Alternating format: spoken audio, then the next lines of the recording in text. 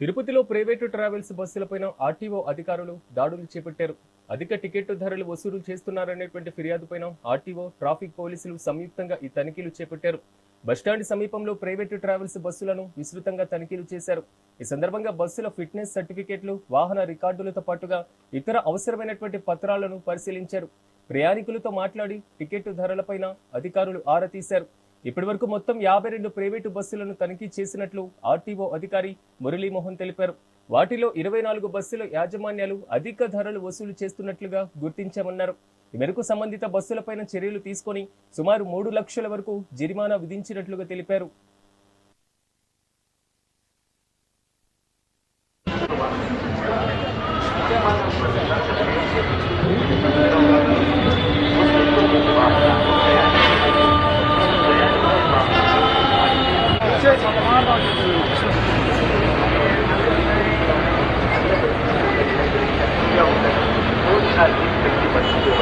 భద్రత ప్రదేశాల్లో గాలి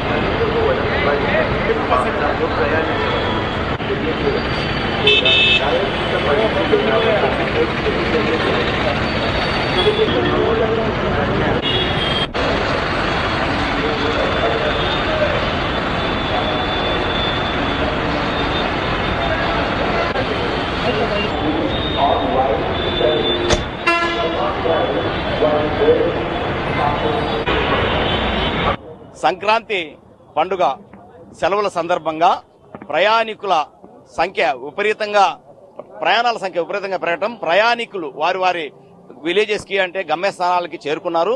అలాగే ఇప్పుడు తిరుగు ప్రయాణంలో వారు హైదరాబాద్కి, అలాగే విశాఖపట్నం, అట్లాగే బెంగళూరు, మిగతా నగరాలకి వారి ఉద్యోగాల నిమిత్తం, వారి అవసరాల నిమిత్తం వెళ్తున్నారు.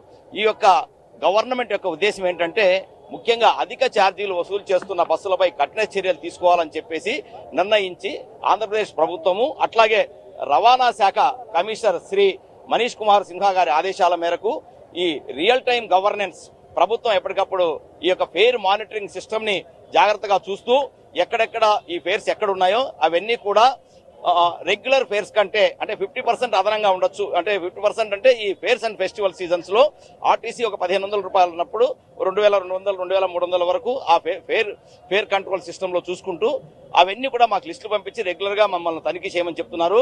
దాదాపుగా 10 రోజుల నుంచి ఈ యొక్క తనిఖీలు నిరంతరం కొనసాగుతున్నాయి.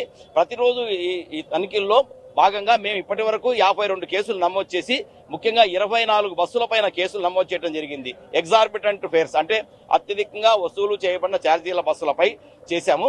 ఆ 24 బస్సులు కూడా అంటే మనకి ఎన్ రూట్ లో కూడా వస్తున్నాయి. అంటే ఇప్పుడు మనకి రెగ్యులర్ గా విజయవాడ నుంచి బెంగళూరు వెళ్లేటివి, అట్లాగే విశాఖపట్నం నుంచి బెంగళూరు వెళ్లేటివి ఆ బస్సులు ఎక్కువగా ఉంటున్నాయి. మనకి అంటే లోకల్ నుంచి బయలుదేరే బస్సులు నిరంతరం మానిటర్ చేయడం వల్ల ఆ యొక్క ఫేర్ కంట్రోల్